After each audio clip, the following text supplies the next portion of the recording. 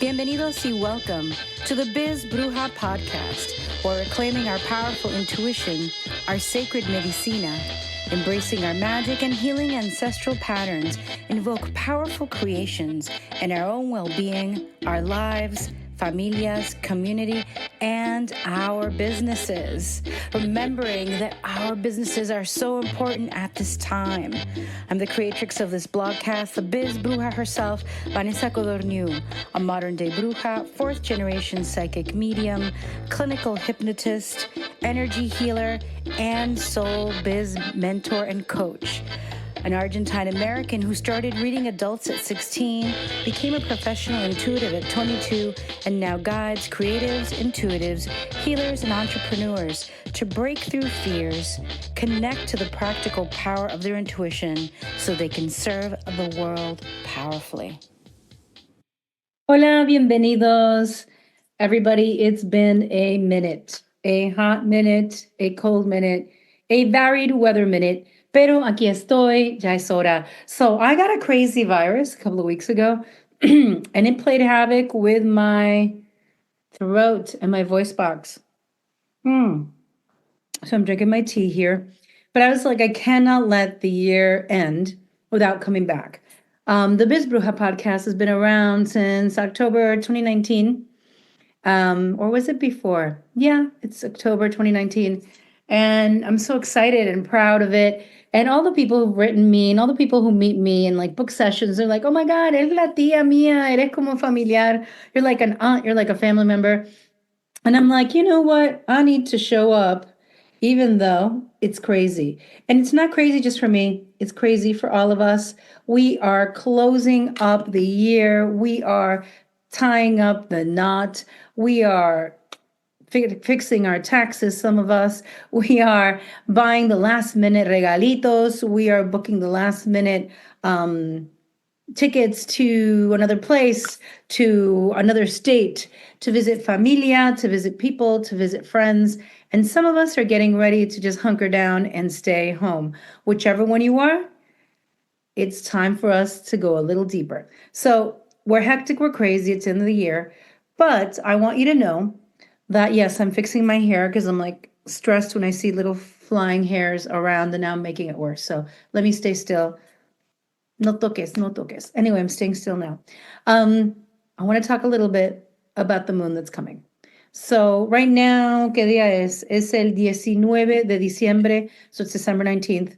We just had a full moon in Gemini, which is all about communication. Full moon is about integration, right? Integrating the things that we may not have wanted to really look dead set in the face, or to really acknowledge, or really even look at fully and be like, yeah, this is the truth.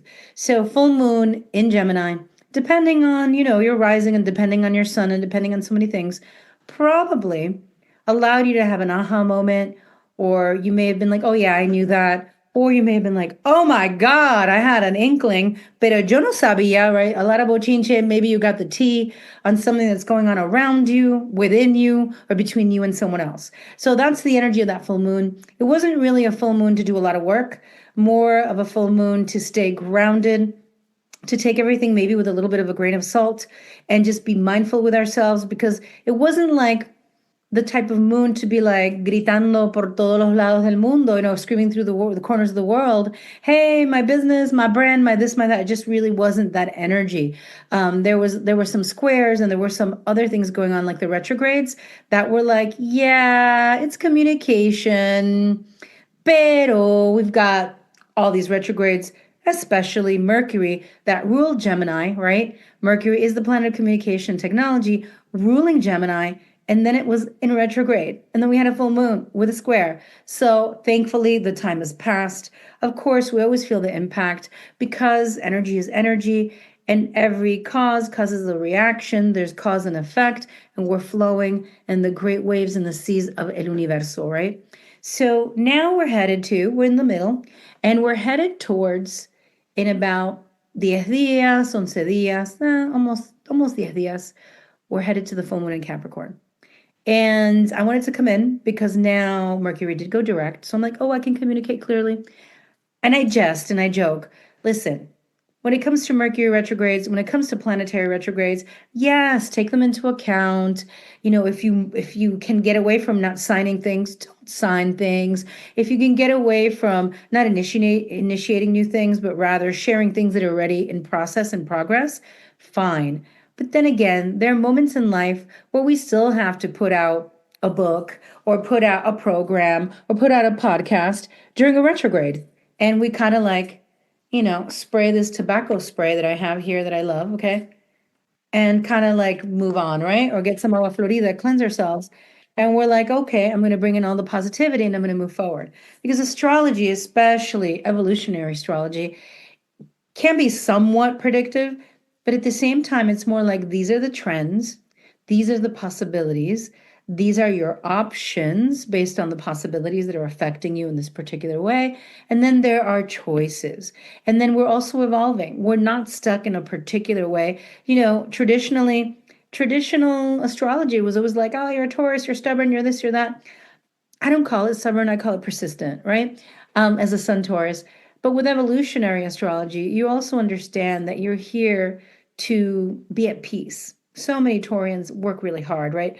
They show us as cows chewing hay, hanging out, but meanwhile, we're like, la vaca, la vaca. No, sometimes we're dancing, but a lot of times we're working. We're making it happen. I mean, every Taurus that I know is like, así, on it, right? If you're a Taurus that isn't working it, I don't really know if you're really a Taurus. We got to look at your rising and other signs. But I joke, but it's the truth.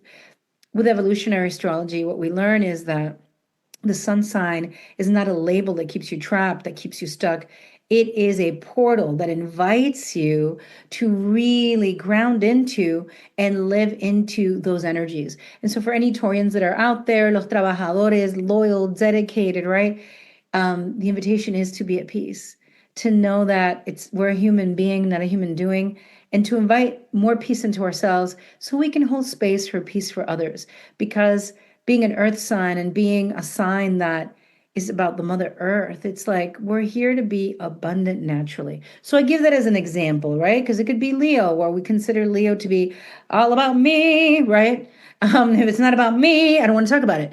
But that's not a true Leo. That's a range of a Leo. Surely we can find Leos that are really all about themselves. But I've also found really loving, amazing, creative, talented, such heart-centered and entrepreneurs and people and multi-talented and passionate and creative, that it's not just one way.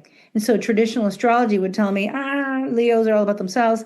And I've met one or two that way. But the truth is that we're more than one thing. And astrology should never limit us. It should actually be a portal into evolution, into growth, into transformation, into deeper manifestations of our soul's desire. I'm going to say that again. It should be an invitation into deeper manifestations of our soul's desire. Okay? So whatever sign you may be, just know that this is an invitation to be heart-centered, an invitation to be spiritual if you're a Pisces, right? An invitation to be in balance with yourself if you're a Libra, to live in grace, to give yourself grace, right? Because Libras sometimes are really graceful and kind to others, but sometimes they're very harsh on themselves, like a lot of us.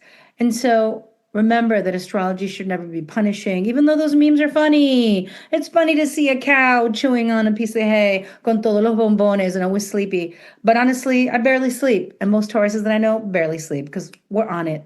So important. Now, we understand that astrology is fluid. We understand that we just had this full moon. Let me tell you what's coming.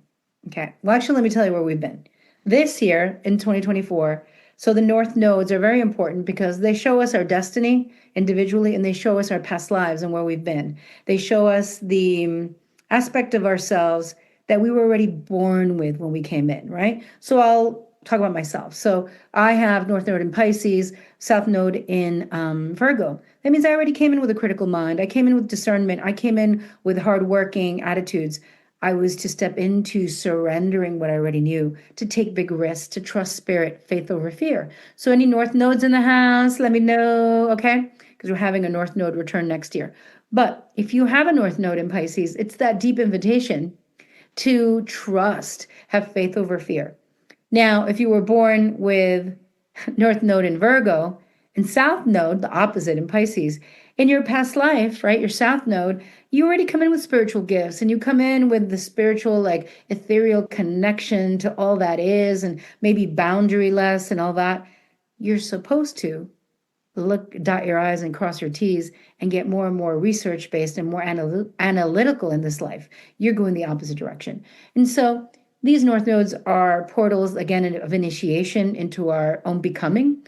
And this year, all of us went through the initiation of the North Node in Aries with the South Node in Libra. And so the North Node in Aries saw a lot of wars, a lot of anger, a lot of upset all around the planet. The positive side is that it also saw a lot more businesses coming into fruition, a lot more people stepping online to speak their truth, to speak their minds. And it also saw a lot of folks standing up for their beliefs and maybe, I would say, learning to be more independent, right? Learning to figure out when they're overgiving in the Libra sector, right? Like overgiving in the South Node where we just give and place other people as our highest priority and say, no, I'm going to make myself my top priority because when I fill my own tank, then I can do all the things and be things for myself and for others. And so that was a major lesson this past year. If you're like, I didn't get it, take a breath. It's okay. This episode is all about self-compassion and self-love because that's where we're moving into, right? The North Node in Pisces. But at the same time, it's a moment for you to be like, okay, so it was about putting everybody where they belong, not being a overly people pleaser. And we know, especialmente las Latinas, I mean, some of us are really tough at AF, right? But at the same time, some of us were raised to take care of people, to be the one, I'll do it, even if we don't have it within us. And so if you didn't get that lesson this year, I invite you to take some time before the year's out, even if it's 5 minutes, and sit down and maybe write out spirituality, physical fitness, mind, body, spirit health, your work, your career path, your interests, your family, your partnership or relationship, whatever it may be, friends. And then ask yourself, and just truly, like with a pen, don't think too much. Where do I need more me time? Where have I placed their desires? Whoever, maybe it could be your kids, it could be your husband, it could be your wife, it could be your mom, whoever it could be your boss, it could be your best friend. Where have I placed what other people think about me and their desires or what they want for me higher than my desires and what I want for myself, right? And then just take a breath and imagine for yourself a space and a time where you're integrating those lessons. Meaning, a long time ago, I had to put my foot down. I knew that as the older sister, I had tried to be everything to everyone, especially my younger siblings. And that meant sometimes not showing my feelings. And even like 18 years ago, I just started showing my feelings and crying, which was unsettling to one of my siblings because they're like, if you're upset and you're losing it, what does it mean for me? And I'm like, it's not all about you. But that was a long time ago. It was 18 years ago. I held that boundary. And then I started to hold other boundaries with friends over time. The one where if I'm a healer and I'm hold space, I nurture communities and people. When people show up to do a session with me, they're seen, they're held. They share their deepest fears, their doubts. They share their traumas. They share abuse. They share their dreams, their hopes, their greatest loves. They share their pain. And I respectfully hold it for them, right? So I truly see people, hear them, and I support them to shine in their own light without judgment. And so the act of doing that in everyday life, and you may do a version of that for yourself. You're like, oh yeah, that's how I act at work. I hold space for everybody. Or that's how I act with my family.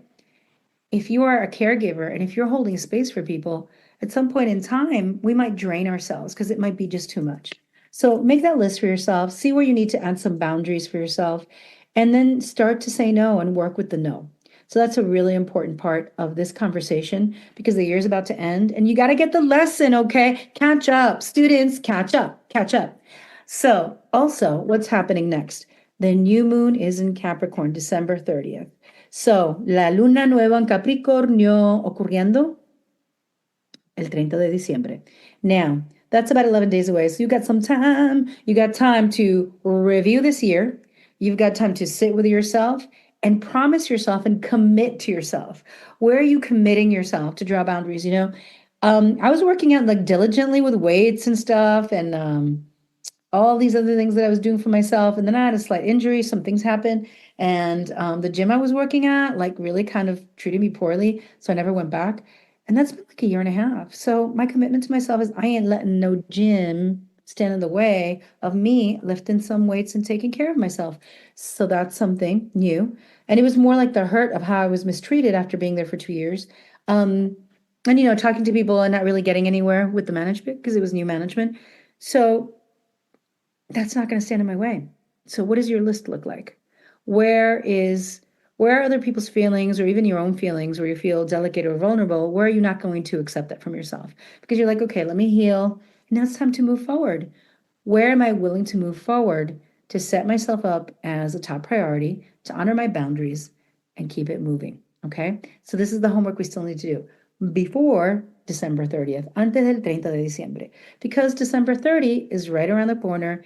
It is, the end of the year. I mean, there's so many ends of the years, right? There's like the 31st of October, 31 de Octubre is the end of the witch's year, beginning of the witch's year. There's so many years, but in general, the world sees the December 31st is the last day of the year, and then January 1st, the first day. So the 30th comes in as a new moon. And the new moon is about releasing the old and then setting up the intentions for the new cycle. This new cycle is in Capricorn, okay? Talk about the sea goat, talk about the goat climbing up, subiendo, subiendo, subiendo, trepándose. And I feel like the sea goat right now. I'm like, I've been climbing the mountains, right? And haven't we all? Haven't we all been the sea goat? Haven't we all been climbing the mountains to get to our goals, to get to our health, to get to our love, to get to wherever we want to get to? So important for us to assess, to create boundaries before the 30th. And then around the 30th, sit with yourself, Capricorn is also about the elders, the ancestors. And I do a ton of work of healing with the ancestors, sanación con los ancestros, right? Sanación intergeneracional, intergenerational healing. And it's a perfect moon to be like, okay, what pattern am I releasing that I've carried? Like, what pattern am I ready to release that I've carried from my parents or my grandparents or in my family lineage? Whether it's fear of visibility or like, if you reach a certain age, you're never going to find love, like whatever it may be, where are you ready to release that? And what you could do is before the 30th, maybe the 29th, the 30th, even the 31st, literally do a cleanse for yourself. You could do some agua florida, you could do a baño, get some white flowers, right? Put it in a pot. Put agua florida, put your favorite perfume in it, sweeten it with a little honey or maybe just cinnamon, right?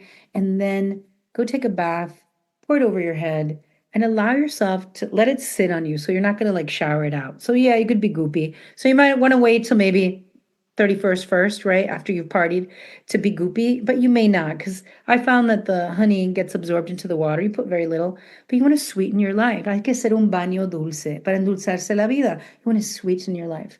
And as you're doing this baño, don't forget that before you take the baño, cleanse your casa, girl. Because I mean, if your energy is clean and your aura is like sparkling, then you come out to your house and you got las vibras negativas de la familia, de la gente. It's going to come back into your energetic field, right? And I do this because we have energy centers, right? Right in here, up here, up here, up here, here, down, down, down to the base of the spine that absorb the energies around, especially for empaths, especially if we absorb, like a psychic sponge, una esponja psíquica, right? Absorbiendo la información energética, the energetic information that we see and have all around us. So it's super duper important for us to cleanse our home before we do the baño. And cleansing our home, you don't have to do it in the new year. I mean, I like to do it every week because, I'm in the work. Also, a lot of people come into my house. I do a lot of improv practice here. And there's a lot of energies going in and out through the airwaves of the Zoom and through the improv room, right? And so the improv room is like the front room of my house where people come in and we make stuff up. But the thing is, whatever it may be for you, make sure to cleanse yourself with some agua florida. It could be agua bendita. It could be a regular shower if you can't do a baño. Put flowers around your house. Ask that they absorb the negativity. And you want to clear the energy of your own aura and your own house before the year comes in. With December 30th, right after you've cleansed the house, cleanse yourself, and then maybe lit a white candle or a black candle or a brown candle, right? Capricorn, it's an earth sign. What are we letting go of? What are we releasing in 2024? What are we releasing? Are we releasing, are we releasing not waiting to be picked? Are we releasing feeling hurt if the thing that we want doesn't come when we want it? Are we releasing that we're not married by a certain age, or don't have a child by a certain age? And I'm throwing these out, they could be anything. Are we releasing that we really wanted that one relationship to work out and it just didn't, even though we worked really hard at it? What are we releasing? And it's so important for us to really spend some time, because we don't have to dig far for that. It's in our own awareness. It's in our own understanding. We know what we need to release because we know what weighs us down, and we need to trust ourselves more. And as we allow ourselves to understand what we're releasing, let's make an offering, just take a picture of a family member that's crossed over, or a leaf or a rock, place it somewhere and call it an altar. It doesn't have to legit be an altar. It could be a shelf, a corner of your desk, like even this little area right here. This is like my Peruvian altar, right? It's Inca medicine that I trained in. And allow yourself to light that candle and just be like, thank you so much, my ancestors. Thank you. The belief that you have and the mindset that you had helped you survive. And now that I'm here and I've survived, it's time for me to thrive. And in order for me to thrive, I'm releasing this belief, whether it's that men are crazy, that women are crazy, that you can't succeed after 50, or that you can't have long hair after 40, or whatever it is. I'm being silly, but there's more beliefs. You know what they are. And light that candle and allow yourself to really anchor in for this new year. What are you imagining for yourself? Capricorn is a sign of ambition, of drive. It has the energy to go the long haul. So the fact that it comes up December 30th, it's really inviting us to look at the journey that we've had until now, and to also set the seeds and the tone for the journey that's coming forward in 2025. Now, in 2025, there's going to be a nodal shift in January, which I'm excited about. Some of my friends are like, I'm excited about the North Node, which I said is the collective destiny and the personal destiny. I'm going to have a class about this. So if you're interested, let me know, and I'll put it up in January. And so the North Node in Pisces is inviting us to have more faith, inviting us to have faith over fear, to inspire ourselves, to take risks, to take chances. It's also asking us to not believe everything that we see and hear, right? The Virgo side of it. And so we're stepping into a year where there's going to be Neptune's going to go into Aries, Saturn's going to go into Aries. There's a lot of like outer planets that are going to go into Aries, which is still initiation, leadership. So as we move into 2025, inviting with a new moon in Capricorn, which is a leader on the 30th, and then coming into this year where Pisces is king, right? And Aries too. How are we leading? Are we going to be leading with communal love, compassion, grace? Are we going to be leading with forgiveness? Are we going to be leading with softness? Is it time for our soft girl leadership era?